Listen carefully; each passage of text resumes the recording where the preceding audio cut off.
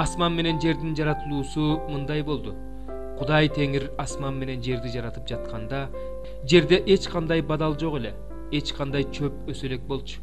Анткени Кудай Теңир жер бетине жамгыр жаадырган эмес, жерди иштете турган адам да болгон эмес. Бирок жерден буу көтөрүлүп, бүт жер бетин сугарып турган. Анан Кудай Теңир топурактан адам жаратып, анын жүзүнө өмүр демин үйлөдү. Ошондо ал тирүү жан болуп калды.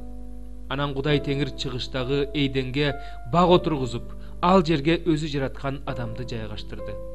Андан кийин Кудай Теңир топурактан көрүнүшү жакшы, жегенге жарактуу ар кандай мөмөлүү дарактарды өстүрүп чыгарды. Бактын ортосуна өмүр дарагын жана жакшылык менен жамандыкты таанытып билдире турган дарак өстүрүп чыгарды. Эйденден бакты сугара турган дарыя агып чыкты. Ал ошол жерден 4 дарыяга бөлүндү. Биринин аты Пишон, ал алтын чыккан бүт Хабила жергесин айланып агат. Ал жердин алтыны да жакшы. Ал жерде жипаржыттуу чайыр жана агат ташы бар. Экинчи дарыянын аты Гихон, ал бүткүл куш жергесин айланып агат. Үчүнчү дарыянын аты Хидекел, Тигр, ал Ашурдун алдынан агып өтөт. Төртүнчү дарыя Эфрат. Эйден багын иштетсин жана сактасын деп, Кудай Теңир адамды ошол бакка жайгаштырды. Анан Кудай Теңир адамга мындай деп осуят кылды: бактагы ар кандай дарактын жемишинен жесең болот.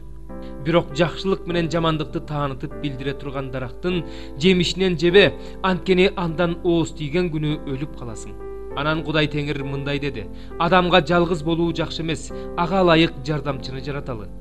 Кудай Теңир топурактан талаа жаныбарларын, асман канаттууларын жаратып, аларды адам кантип атаарын көрүү үчүн жана ал ар кандай тирүү жанга кандай ат койсо, ошол жандын аты ошондой болсун деп адамга алып келди.